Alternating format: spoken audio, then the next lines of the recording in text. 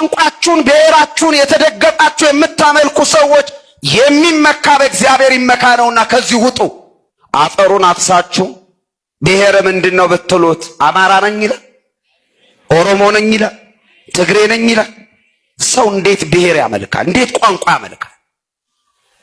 በዚህ ልክ ሰው እንዴት ይወርዳል? በዚህ ልክ እንዴት አእምሮና ልቦ እንዴት የጠላት የዲያብሎስ መጫወቻ ይሆናል? አፈር ብሔር የለውም። እኛ ብሔር የለንም።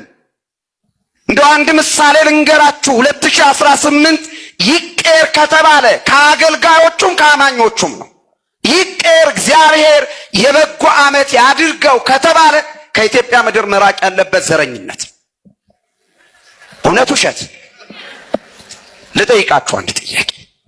ሕፃን ልጅ ሲወለድ እየሳቀ ነው እያለቀሰ ነው የሚመጣው? በምን ቋንቋ?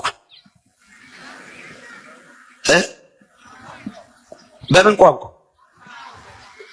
አያችሁ? አሁን ሕፃኑ እያለቀሰ ነው የመጣው። በምን ቋንቋ ባል መልስ የለውም። ለምን? ምን ቀደመ? ሰው ቀደማ።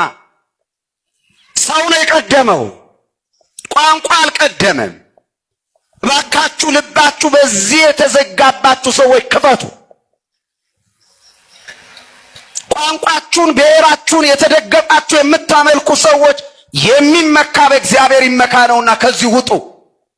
ዓመት ይቀደስ፣ በረከት ይመለስ፣ ሰላማችን ይምጣ፣ መከባበራችን ይምጣ፣ ዘረኝነት ይራቅ ከምድራችን ካልን ከዚህ መንፈስ ውስጥ ውጡ። ኢትዮጵያ ውስጥ ምን ዘረኛ ያልሆነ ነገር አለ? ምን ብሔርተኛ ያልሆነ ነገር አለ? ባንካችን እንኳን ብሔርተኛ አይደል እንዴ? አይደለም? ተመልከቱ።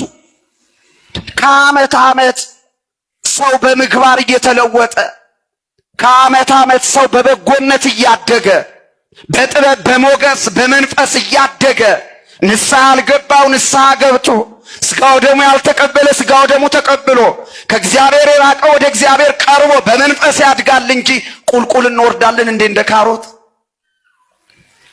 አማራ ባንክ፣ ኦሮሞ ባንክ፣ ደቡብ ባንክ፣ አሁን ደግሞ በሃይማኖት ተጀምሯል።